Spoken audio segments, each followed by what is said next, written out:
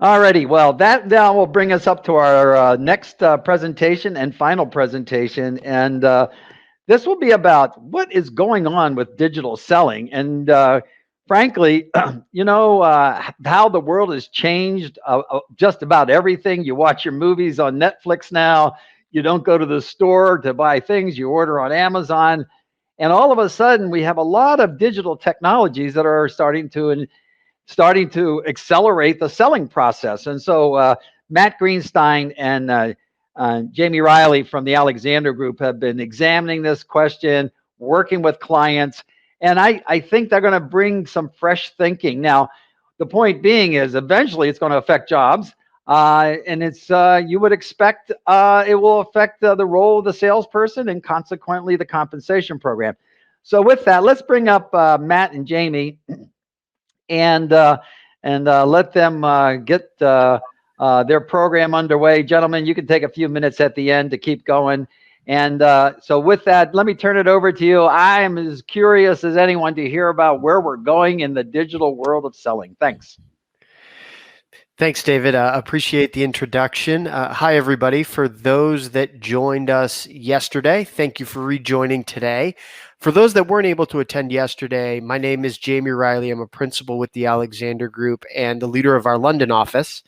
I'm joined by Matt Greenstein, who leads our digital revenue practice here at the Alexander Group. And he's here to talk a bit about the shift to digital and how that's impacting selling. And then, as David mentioned, the implications on compensation. So, Matt, looking forward to a good discussion. Thanks for joining us today. Yeah, thank you. And thanks everybody for having me. So there'll be a few topics that we'll cover during the session today. One, we'll kind of baseline a little bit. When we talk about digital transformation and its impact on the revenue organization, what is it and how is it impacting, as David said, jobs, and then consequently some of the management systems that support the commercial organization or the revenue organization.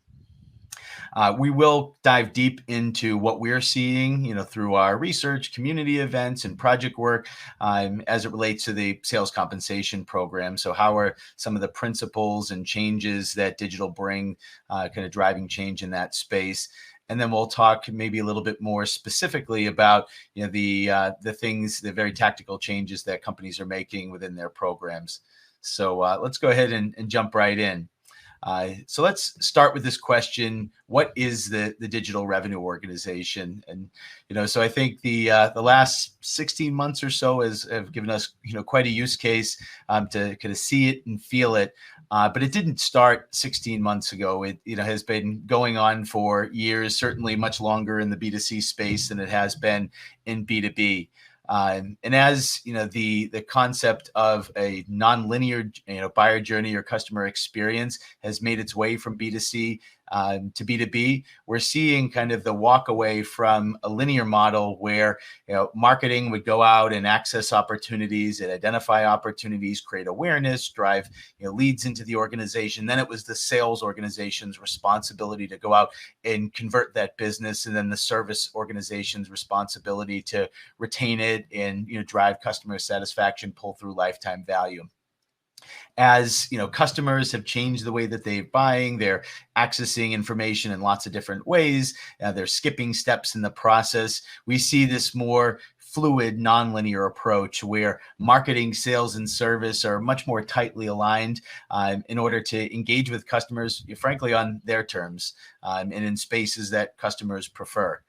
And so because of that catalyst of customer and how they're changing the way that they want to engage with it, companies are reshaping the way that they go to market. And as you look at the way companies are now engaging with customers along that new nonlinear buyer journey, there's a ton of data and technology that's enabling that execution, whether it's the way that we engage with customers through e-commerce platforms or portals or mobile. It's the way that we support our marketing, sales, and service resources with some back-end systems that facilitate some of that interaction. Or intelligence tools that help us, be smarter, be maybe a little bit more predictive, or anticipate customers' needs, or support just the actual interaction using hardware and software like we're using today to create a rich experience for customers. There's lots of different technology and data that's underpinning this new way of engaging with customers. And so a lot of companies that, we work with and have experience with are stepping back and saying, I need to rethink the way that I go to market. I need to kind of think more digital with my revenue organization. They're asking themselves fundamental questions. How do I use data assets in order to propel more predictive engagement with customers, anticipate their needs so that 80% of the buyer decision doesn't happen at the moment that, before the moment that I engage, that I get a little bit earlier in the process? How do I make my marketing, sales, and service resources a little bit smarter and more effective at that, point of driving awareness or persuading the customer or pulling through lifetime value? How do I kind of rethink my processes? And the way, most importantly for this discussion, how jobs execute. The way that I used to generate leads in the past, not the same that I do today. The way that an inside sales organization operates is kind of on steroids from what we might have experienced in years past. And the life of a salesperson is spending a lot more time in screen, absorbing data, enabled with different tools and technology. And all of those things impact the way that jobs execute, and then how we support those different roles with different management systems.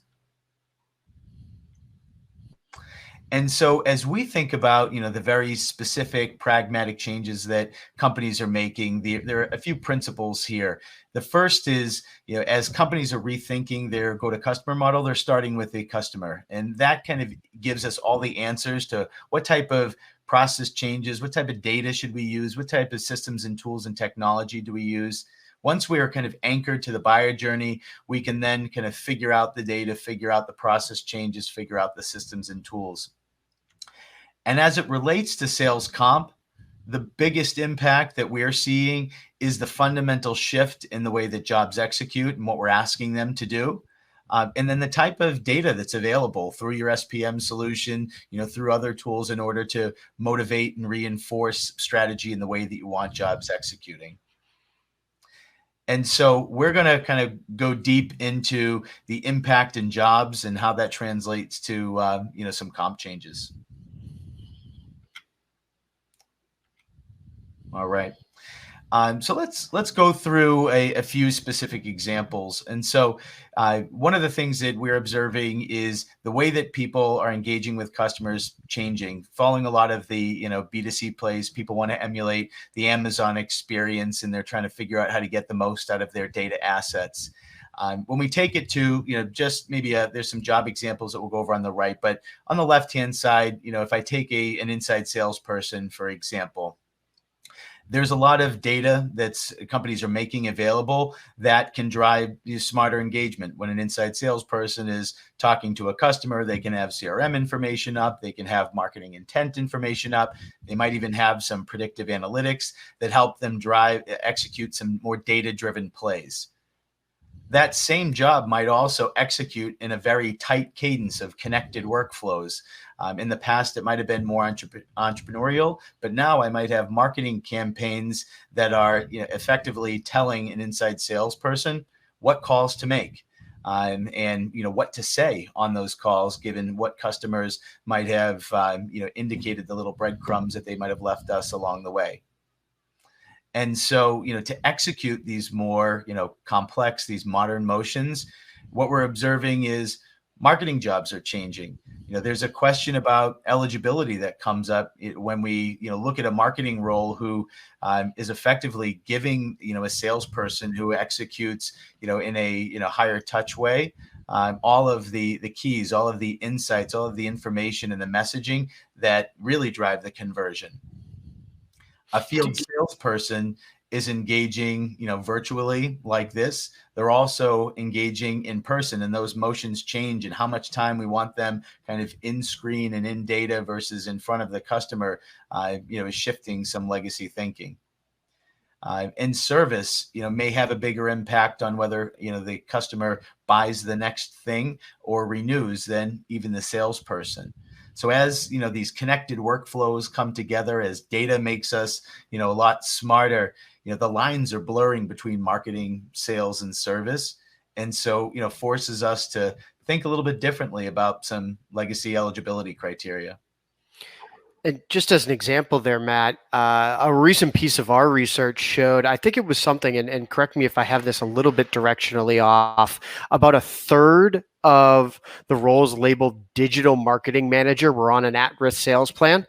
Now, it's not 80%, right? I wouldn't say it's market center practice at this point, but it certainly is more than occasionally it happens. So we're having to ask different questions about roles that traditionally would have sat either in the marketing stack, if you like, or things like customer success or service roles, as they are more involved in some of these revenue plays because the journey is spreading and elongating. What does that mean for compensation? And our data is showing that sales compensation maybe should be called revenue compensation as it spreads to these other roles. I don't know if you have any thoughts on that. Yeah, I mean, I'm hearing more folks call it incentive compensation, but yeah, I mean, it's a difficult question. Who is driving the persuasion? With such a tightly connected system, there are a lot of questions coming up about roles that it was easy. Nope, you report to marketing, you're different. Nope, you report to service, you're different. That's not so much the case anymore, and so we're definitely seeing those paradigms shift. Mm-hmm.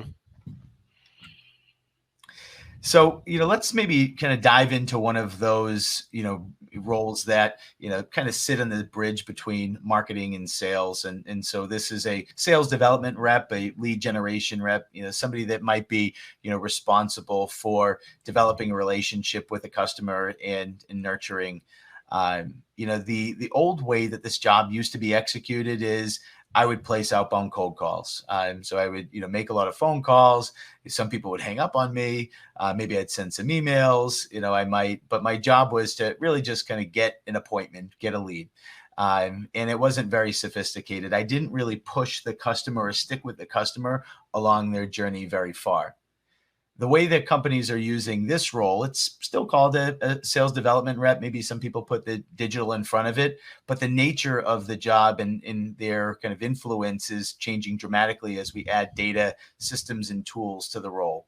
And so I know maybe I still make phone calls, but I can create rich interactive experiences with customers using try and buy programs, using demos, sending videos, pushing events and relevant content based on some of the insights and data that the company makes available to me. I'm trained and I can engage with somebody in social media. I can get them kind of interested and excited and almost all the way to trial before it's time to really bring in a salesperson to talk about the detail of scoping the solution and help kind of bring that customer in for us. And so it starts to kind of add some questions about, in the past, we might have had this on, a scorecard that it was, how many appointments do I get? Well, now, I can justify, how much I'm much closer to revenue and, what kind of bookings or sales or revenue accountability a role like this might have. And how do we think about those activities, right? To your point, I can count the number of calls you make or meetings that you set as an example. How do I quantify social media touches? The data's there. We just need to come up with some metrics that are relevant. And I agree. I do think we're seeing this role in particular shift down towards revenue because we're getting closer and closer to that point of sale. The influence and the persuasion, as I think David would say, is further down the chain. We're warming this up a lot more with this particular role. It's really about the definition of success. What does good look like for this job? Yeah, we're going to go through some survey data. I think for roles like this, we still see a lot of people anchoring towards, measurement that is closer to the actual booking or the revenue event. You might see some of the marketing roles on, likes and opens and clicks and conversion and impressions and, a lot of great metrics that we can track to drive campaign ROI. But when we get, one step closer, but I think the important part of a role like this is because systems are connected, we can actually see, how their cadence, drove pipeline for the business. And we can watch the pipeline that was originated by folks like this, how it matriculates and how quickly it converts. And, so we can really see the impact of these roles and, maybe put a little bit more at risk and drive more accountability for revenue. Which is back to your point about data and systems connectivity, et cetera. That's right. Mm-hmm. There's, a fun game I like to play in a lot of these sessions that says, who made the sale? When we look at the way that, inside sales, or digital sales might be executed today, there's a lot that happens before a salesperson is even engaged. I kind of gave the 80% of the decision has been made reference before. But even still, when this person is engaged, there's a question of how much of it was the individual and how much of it was the system. Your companies are investing as they're kind of harnessing data and they're figuring out the right tech stack and the right processes. They're investing in a set of plays that they refine and test and monitor and continue to optimize. And there's a lot of magic in that. And there's a lot of great individual athletes out there who are still fantastic sellers. So not to take anything away from the individual, but the model, this approach that you see detailed here on this page, has a lot of influence on whether or not somebody converts. And there's a lot of players, as you saw from that technology picture before, that are interacting with the customer along their journey. And so, one of the eligibility criteria that we've long held true is, what is the degree of influence that, this individual has on the point of conversion? And you can say, a lot because they're the one that asks for the sale or gets the sale. But there's a lot that has led up to that, that has kind of set it up for, a more seamless or frictionless win for the individual. So we've talked a lot about, process and data and roles. I think this discussion of digital's impact on the revenue organization and compensation would be a little light if we didn't talk about the concept of omni-channel. And as companies, set up lots of different ways for a customer to transact, it creates some complexity and some challenges within the incentive plan. And so, when we think about the term omni-channel, it is, I'm a customer. I can choose to go on an e-commerce platform, maybe through a partner. I can, call a phone number and talk to somebody live. I can email, maybe I can chat, but there's lots of entry points into a sales process. And as people have traditional field-oriented sales organizations or account-oriented sales organizations, that creates some conflict. If I'm a salesperson and a customer in my territory goes and buys something online, but I just met with them last week, should I get credit for that? Should I be held accountable for everything?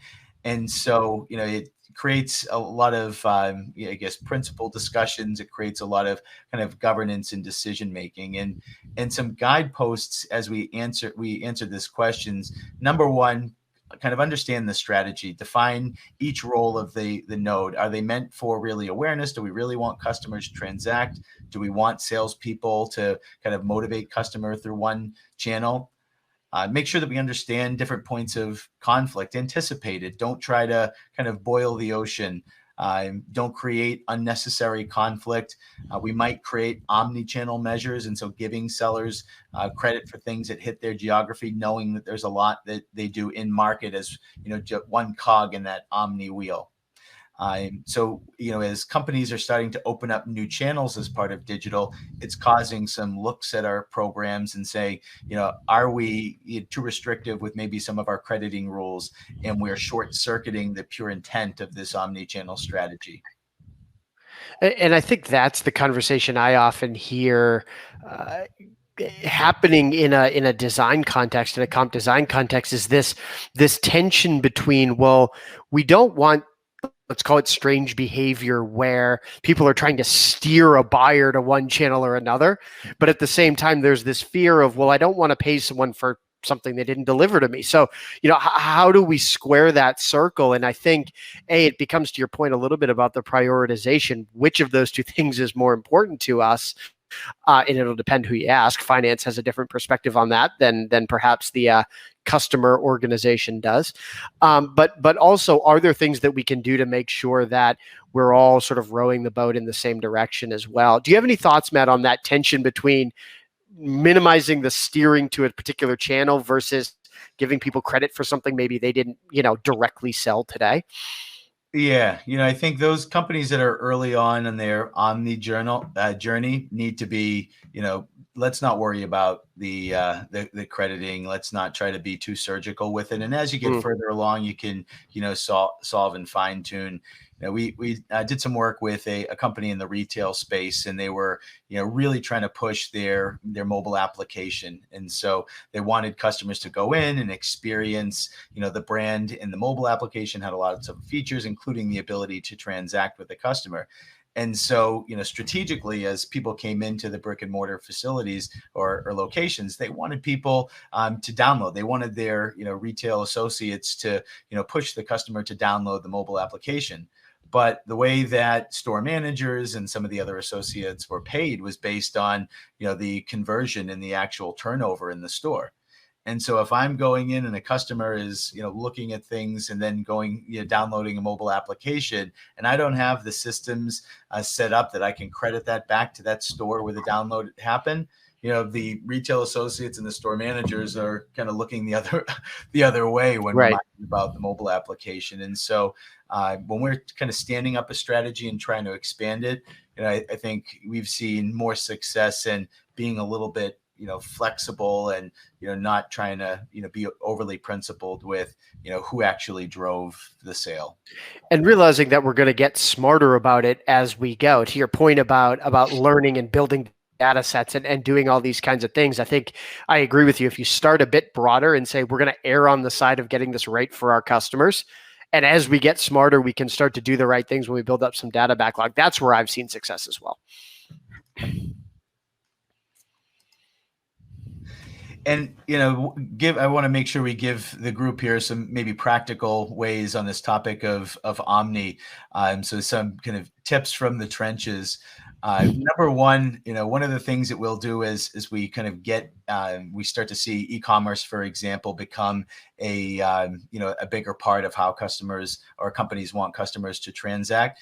They'll look at the sellers themselves and they say, these are the products that we want you to focus on. So I might take certain products out of the bag, and if a customer asks, we force the salesperson to say, absolutely, let me show you how to transact that on our e-commerce platform.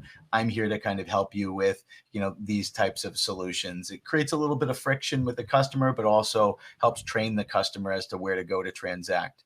We might kind of launch a program that has a couple of different quota buckets. And so I have, a primary bucket where the items in the bag that I really want the salesperson to focus on, and then a, lower weighted measure that's in the plan that are kind of more of the Omni products where we want customers to, transact. And we're kind of, okay, we know that the salesperson doesn't have a ton of persuasion on these products, but we still, want to motivate them and not have them short circuit strategy. Other things that we do when we, Jamie asked the question about influence and, companies principally saying, we don't want to pay people for things that they don't do. There are ways just with the mechanics, the pay curve, for example, where maybe we push the threshold up a little bit higher.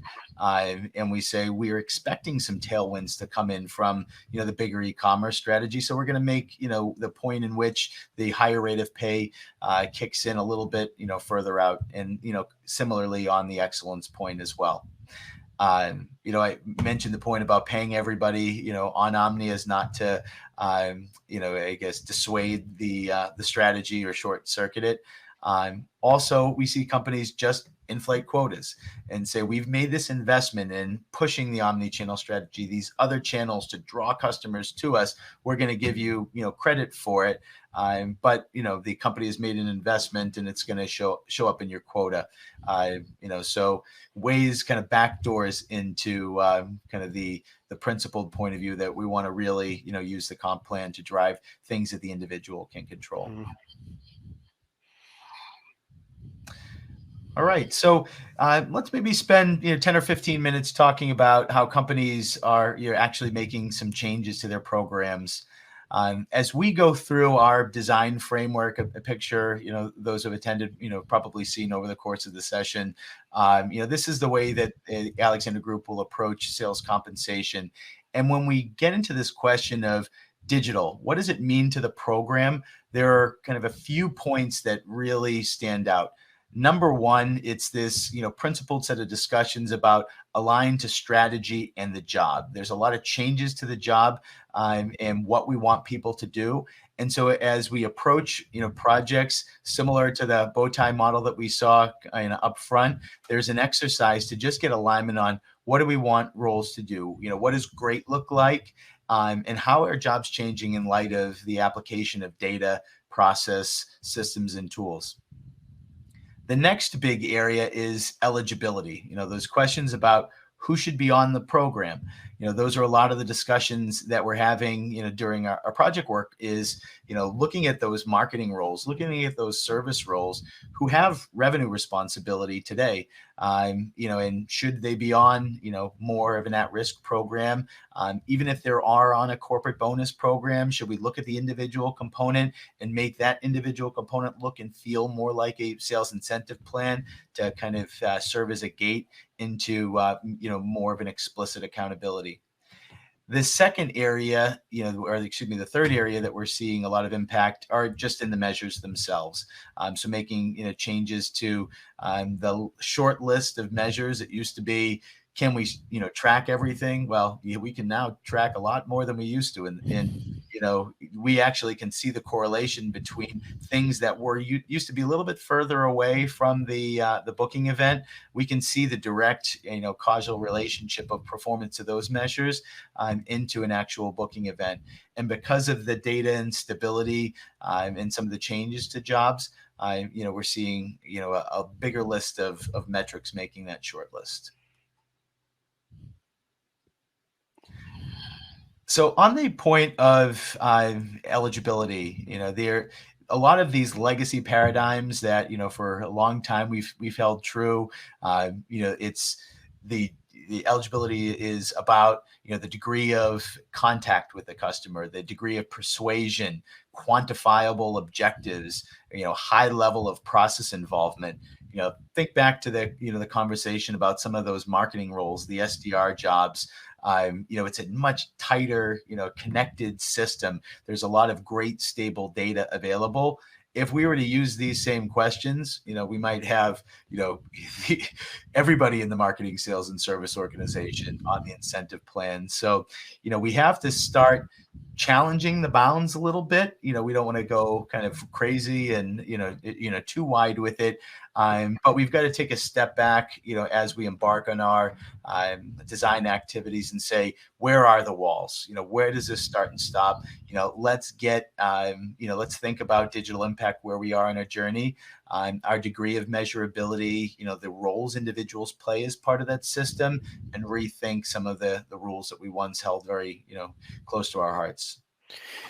Yeah, Matt, we talked a lot yesterday around alignment and stakeholder engagement, and how that's one of the major activities in any design process. This, to me, as I think about the conversations I've had with sales compensation professionals and revenue leadership, this is one area where it can sometimes be hard to get people to take the blinders off a little bit from an alignment point of view. I find that there's a very difficult conversation to be had sometimes with a marketing lead who owns those digital marketing managers that I talked about earlier, that, we just never have thought this way about it. So I'm curious to get your thoughts on, I think the conversation with the sales lead about sales comp eligibility is usually fairly straightforward. We answer the questions, we move on. Any thoughts about engaging with some of these more non-traditional types of organizations and the way to sort of broach this topic around eligibility and at-risk pay? Yeah, I mean, it is a slippery slope. And so I think it's starting with the, leadership of those organizations and saying, what kind of culture, what kind of performance culture do we want to drive? As soon as we start, the places that you described before that we're seeing, marketing roles start to show up, they're, more digital marketing managers, social media specialists, people that actually, in the excellence in their program development and their targeting, they're creating leads that convert without even having a salesperson interact. Mm-hmm. Customers are following a cadence. They're pointing them to an online platform and they're converting. and we're deploying them against, smaller customers, geographically dispersed customers, and giving them revenue responsibility. And so it's right now what we're seeing is kind of bound a little bit by roles like that. But it creates conflict within those organizations. And so, you have somebody up front who maybe developed the piece of content or is the data person that created the insights that drove the engine. Was it their brilliance that did it, or was it the program? And so you can see how that, that conversation starts getting circular. So it's starting with the executives at the philosophical conversation, and making sure, we are clear before we go down any exploration path on, the impacts to the organization. Makes sense. And to the point about measures, there are, lots of measures that are becoming stable and, we're able to track.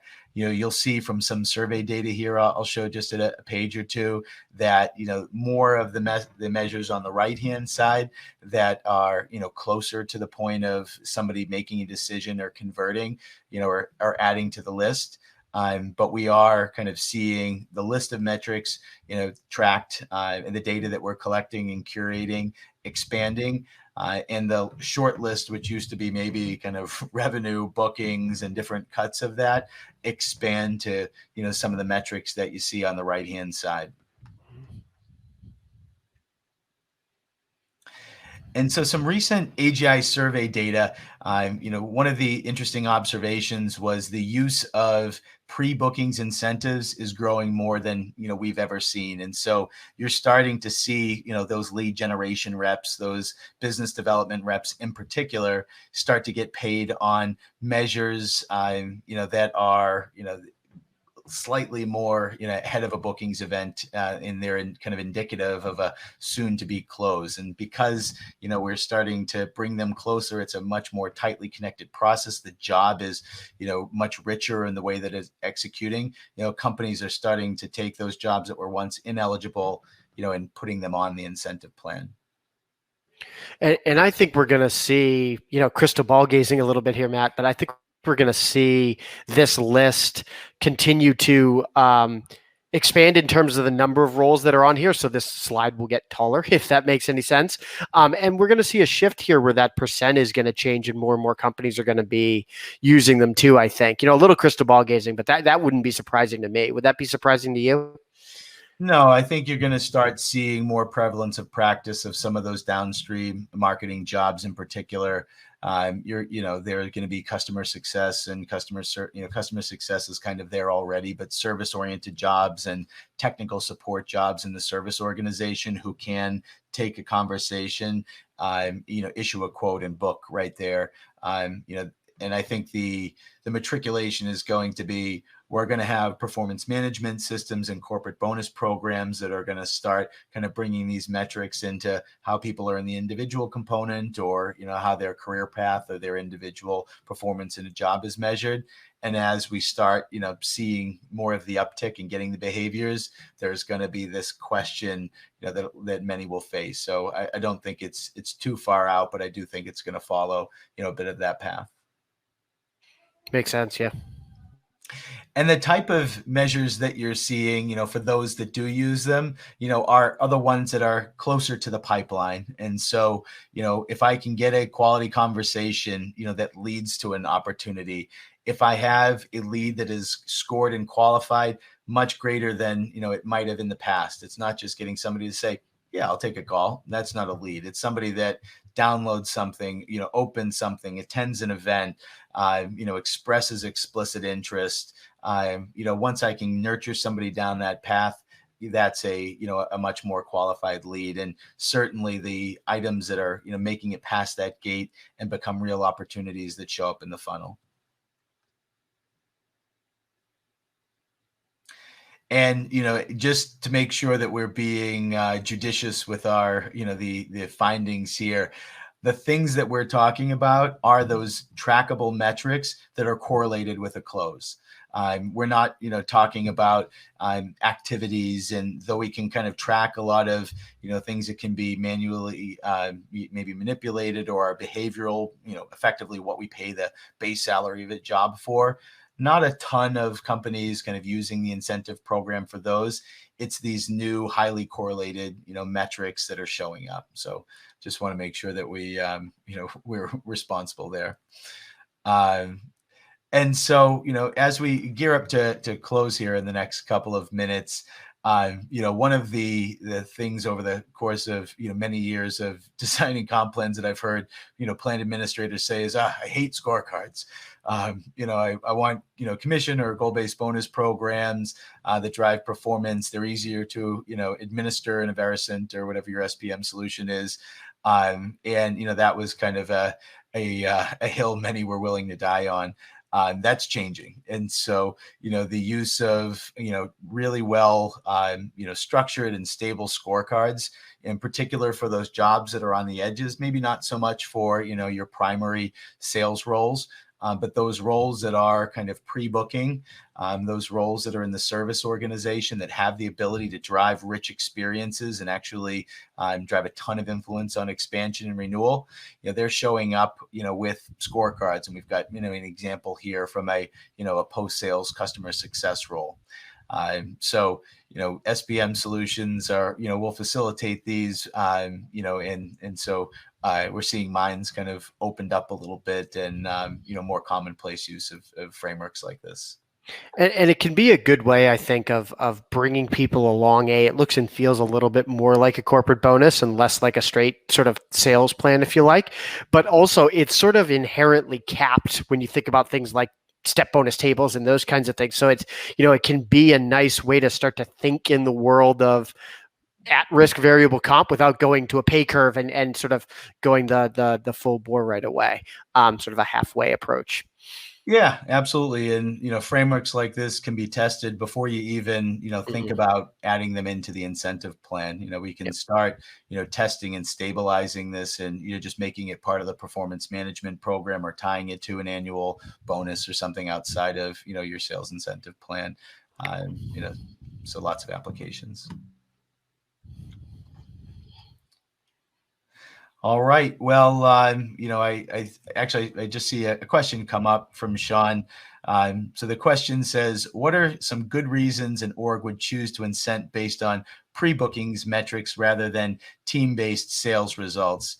Yeah, it's a great question. I think in my personal experience, it's been, the philosophy of the company and, how much you're kind of on this individual accountability and driving results versus, where you sit philosophically on, a culture of team and inclusion, kind of where your management compass as an organization shifts.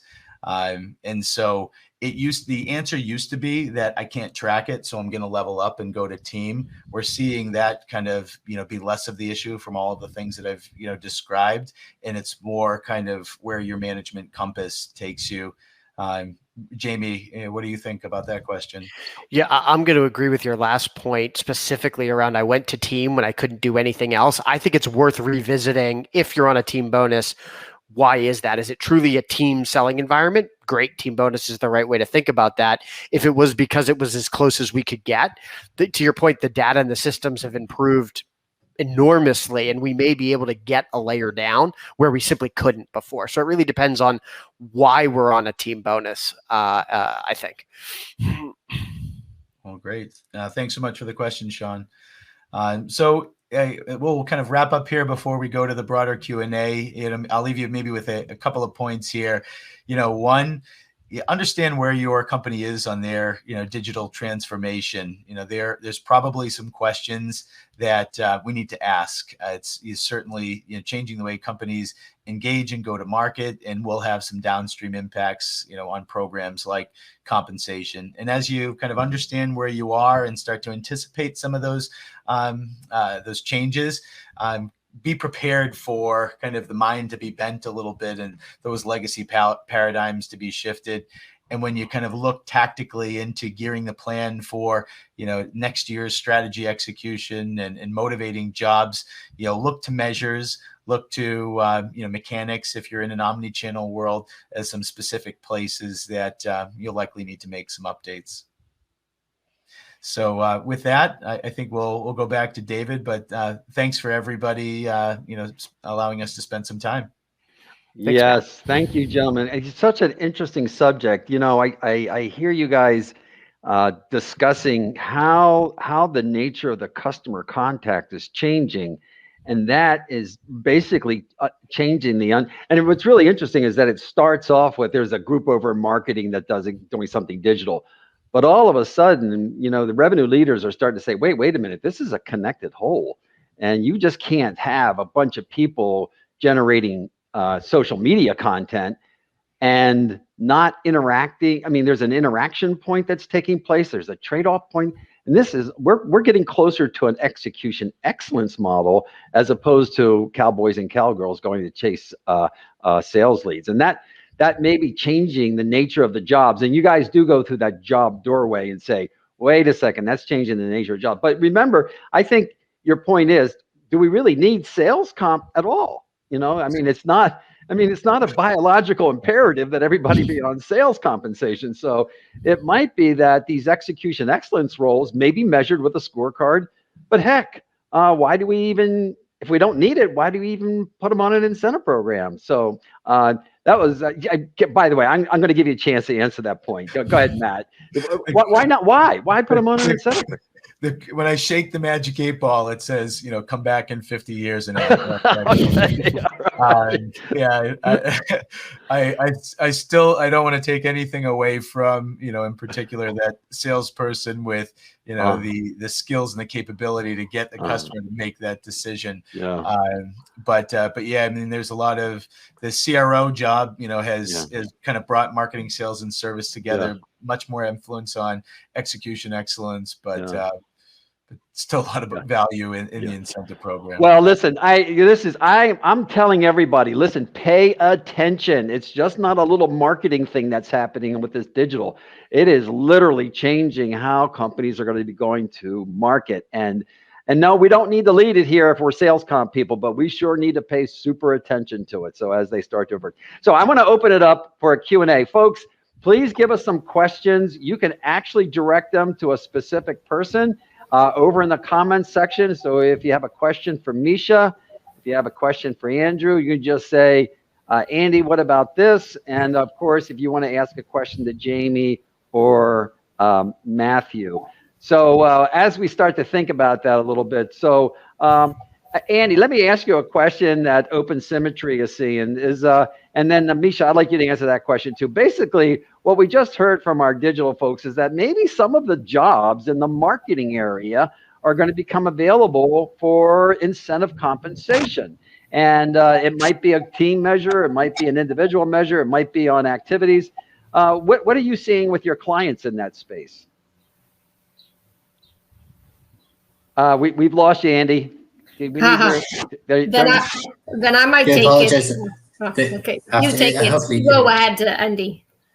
Yeah, so what we're actually seeing in the space, apologies there, I was on mute there. What we're seeing in the space is it's ever so slightly the trend towards moving digital. You can see it more and more coming in, and specifically in the kind of world that we implement and basically deploy solutions, you can see it heavily in the data that's coming in as well and how it's impacting kind of the transformation of data, because you're generally coming from different platforms and new platforms that are out there on the market. So we're definitely seeing a shift in how kind of the move towards digital is impacting that side of things. And also the other thing we're seeing is with regards to plan design and companies, how they're wanting to do it, they're wanting more flexibility in the tools to be able to actually shift between these different digital levers to incentivize them.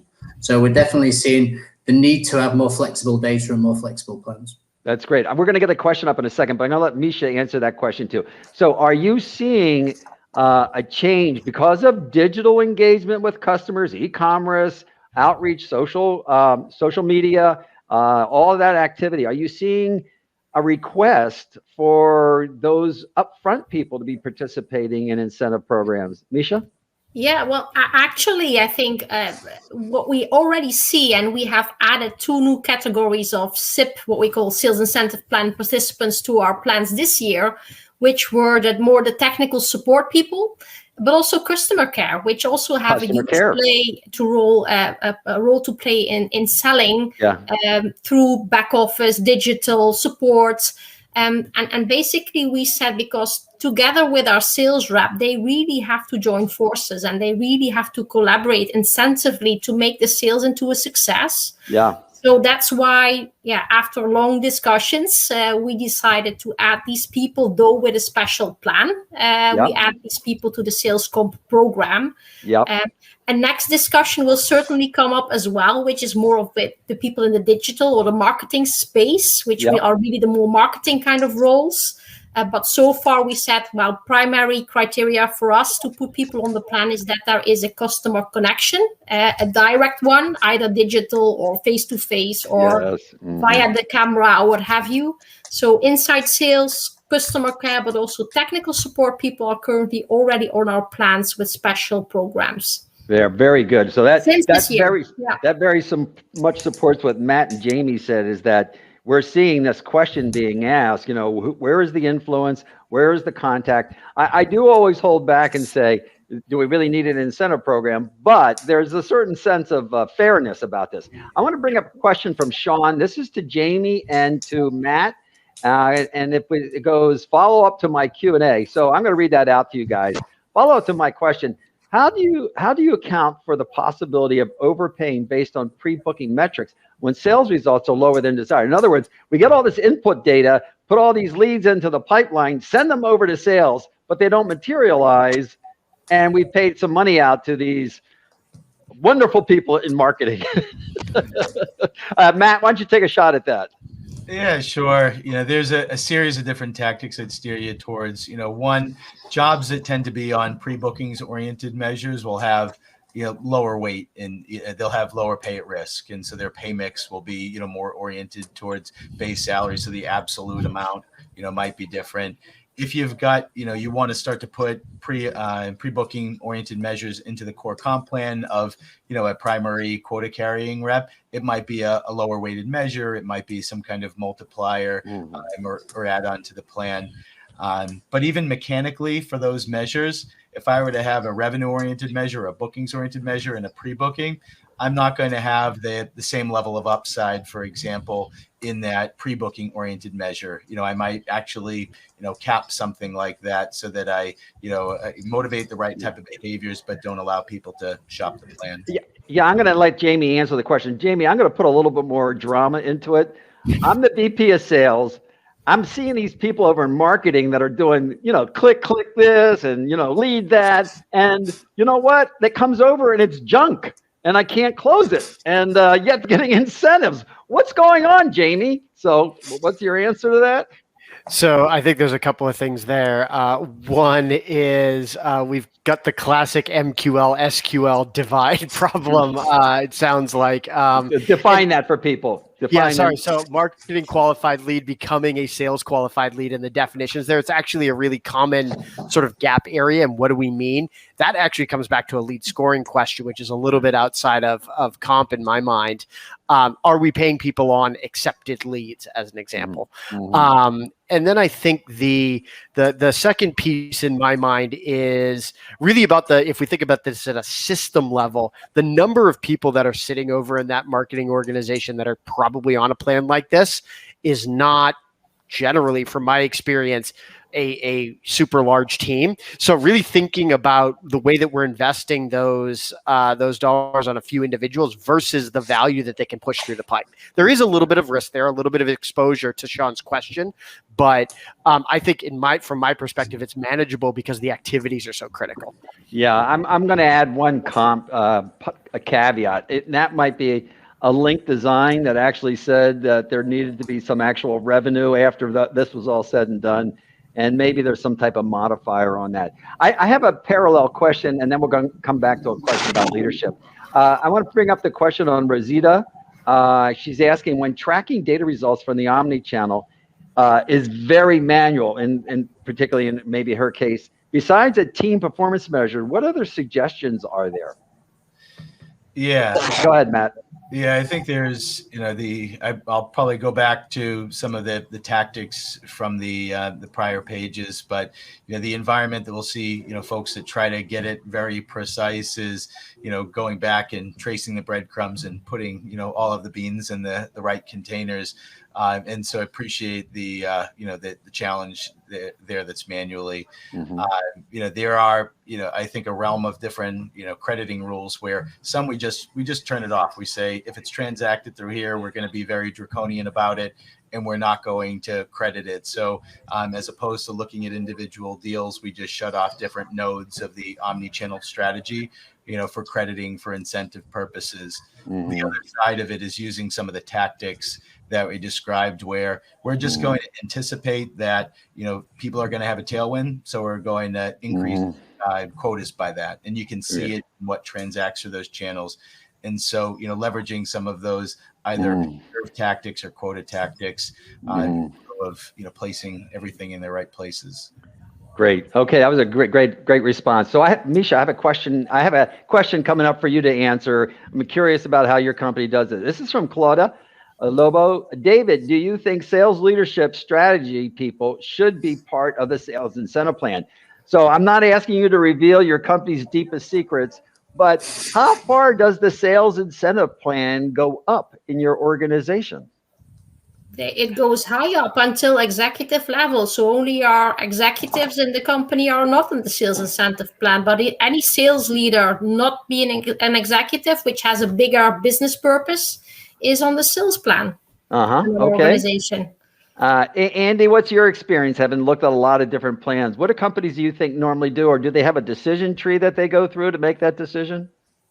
I don't normally see the decisions. It's normally before we get there. But all I know is about when you're trying to actually automate these things, when you get to the top, it becomes extremely complex because you're essentially pulling everything all over the place. So we can obviously understand the need to want to do it, but sometimes you need to think about what the impact might be on the final solution. That's all, and the value you're getting out of it. So I see a lot of solutions. Sometimes they take it to one side and think, actually, it's not best for us.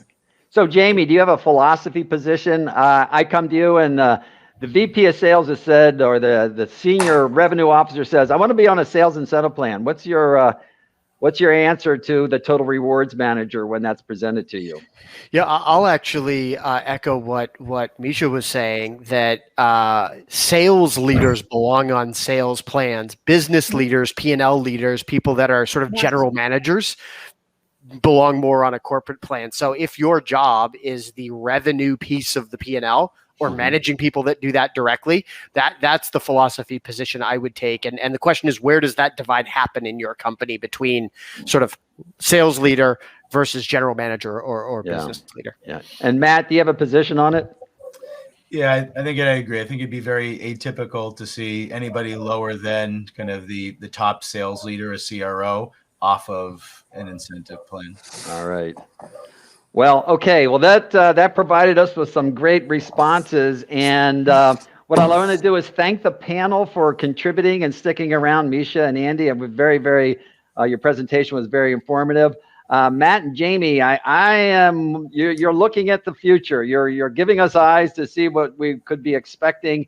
I know our topic, sales comp, is down deep in the bowels of an organization, but goodness gracious, the change in digital selling and the customers getting smart is definitely going to change our digital teams. I would suggest those who are listening that it's not that you have to lead the process, but that you ought to be attentive and start to think a little bit broader about the context of the buyer journey and how it moves along, and bring that to bear as you start to think about your comp designs.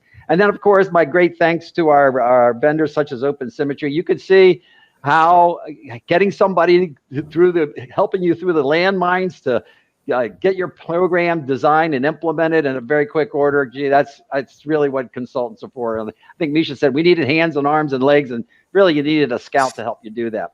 So let's thank our panel. Thank you very much. And we're going to our drawing now. And with that, I'm going to want to bring Amanda back. And Amanda, did I win?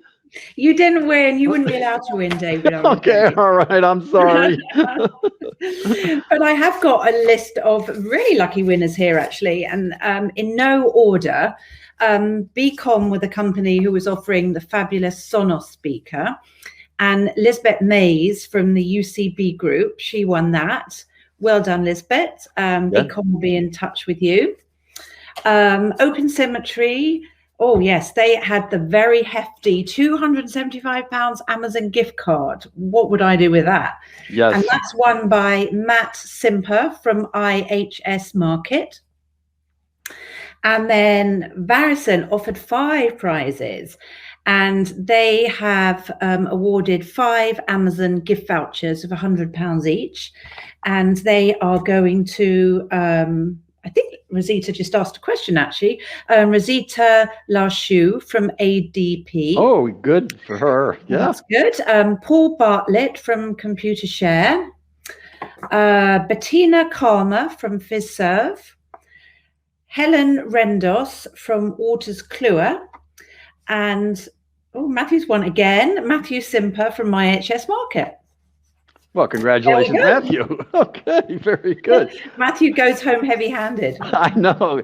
All right. So I want to thank eReward, Amanda and Paul Thompson for hosting our program, and of course our technical support people, who did a great job. And you know, it was just I as I started, when I opened up, I always learned something. There's always something to be gained by hearing other people's experiences. And thank you so much for your comments, and also for contributing your questions in our panel. And with that, we're going to wrap up. I'm going over to my booth. If you have some questions of me, you'd like to chit chat, please come in, ask to be accepted, and we'll turn you onto the screen.